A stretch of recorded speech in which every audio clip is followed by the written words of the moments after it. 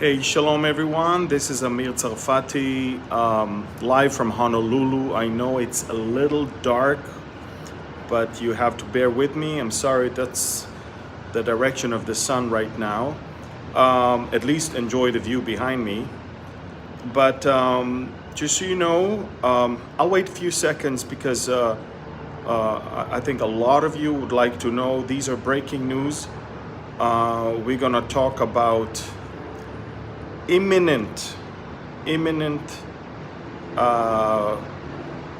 threat of invasion into the Ukraine, and what I'm talking about is beyond speculations now. Again, let me wait a few more seconds, folks, and we'll talk.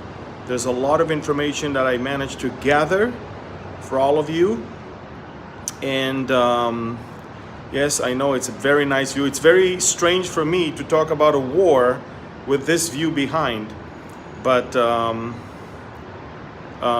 this is an interesting thing. So again, folks, what I would like you to do now is share this update, because there's a lot of people, including in Russia, that would not want this to go out, okay? So please share as we move on right now. So first of all, Vladimir Putin understood that if he's going to wait longer, Ukraine and Eastern Europe will have enough troops and enough weapons to somehow counterbalance the advantage that he has right now on the ground. Vladimir Putin wants to find NATO and America not prepared. The decisions that are being made too slowly, and they're very, very confusing. All the delegations that were coming to Moscow basically showed how Europe is afraid, how Europe is not prepared, how Europe is scared of what Russia is about to do. Putin is actually encouraged to see that they are that panicky. He may not wait for the winter games in Beijing to be over. The electronic warfare units of the Russian military on the ground began to disrupt GPS signals all across northern Ukraine. This is why we see a great traffic of Ukrainian emergency planes leaving Kharkov, which is on the border, all the way to Kiev, because they won't be able to take off if it continues.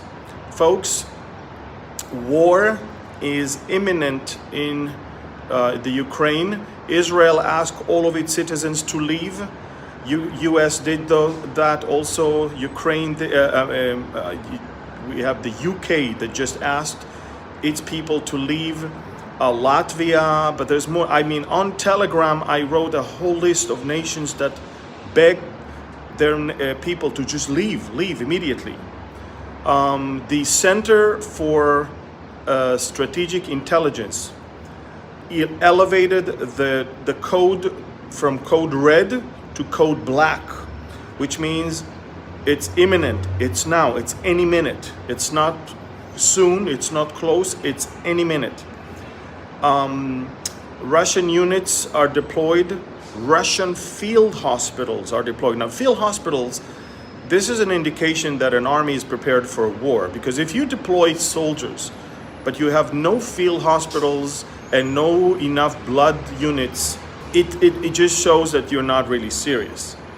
But field hospitals are deployed, which means they are ready to take care of wounded people. And it is definitely an escalation.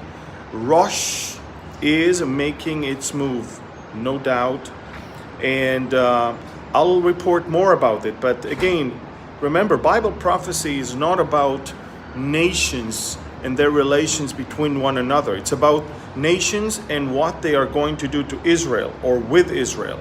So what we are watching right now is how Russia is preparing to eventually, soon maybe, I don't know when, make its move against Israel. Okay? So Russia is taking advantage of the weakness of the White House, the weakness of the American administration, the weakness of NATO, and basically there's no boss, there's no main leader of the free world to be found anywhere. Macron made a joke of himself and Putin showed him the way out.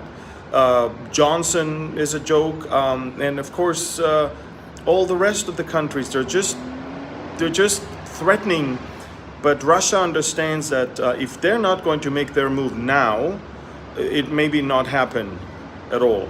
So folks, pay attention to what is going on. Russia is about to make the move. The world is watching. All the intelligence organizations confirmed that the invasion is imminent. There is a blockade right now in the Black Sea. Russia really surrounded Ukraine from all sides, from the Black Sea. We've got Russians on the border with Russia, but Belarus as well. And make no mistake, this is not going to end up well. The US president said yesterday to NBC, this could evolve into a world war if American soldiers will have to shoot at Russian soldiers. Well, world wars were not predicted in the Bible because they are stuff that goes between nations. And we may as well see a world war happening soon. And if you're trying to look for it in the Bible, you won't find it because, again, these are the things that nations do with one another. It has nothing to do with Israel. Remember that. Okay.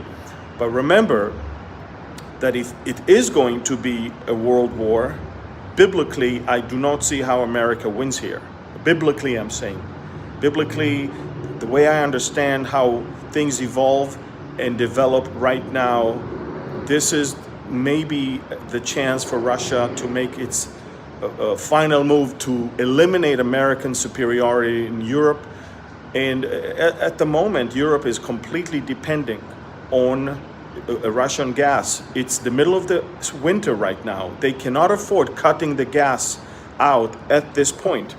So folks, pay attention to what is going on. I will continue to update you, but listen, I cannot go live every minute, but I am updating my Telegram channel. Download Telegram Messenger, find my channel, and I have about 194,000 subscribers, so it's easy to find me because all the fake channels using my name don't have any number like that. So subscribe to Telegram and you will get the news all the time. The Russian markets are plunging right now. I mean, it's red screens all around. Again, GPS signals are being disrupted by the Russian electronic warfare at the moment. Countries, one after the other, are calling all their citizens to leave the Ukraine, including Israel. We issued a warning to our citizens to leave immediately. So folks, things are escalating. Again, share this. I'm going to update you much more. There's so much information that I'm getting from sources on the ground over there.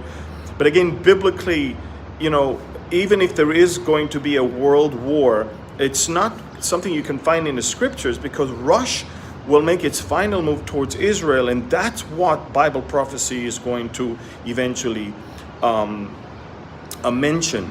And so again, just like World War I, World War II, they were not mentioned, but where was it mentioned? When it comes to Israel. And this is where Ezekiel 37 talks about how the Jewish people will eventually be brought back to the land of Israel from the ashes, from the graveyard of Europe. And so it's only going to be valid to Bible prophecy when it is having something to do with Israel. Remember that, okay? So if there is a world war going on, don't try to look for it in the Bible, but try to ask yourself, what will that cause to Israel? And because that's the one you will find in the Bible. Okay, so folks, I'm going to update you more. This will be something that I want you to share right now and we'll post it on Facebook as well. Thank you. God bless you and shalom from Honolulu, Hawaii,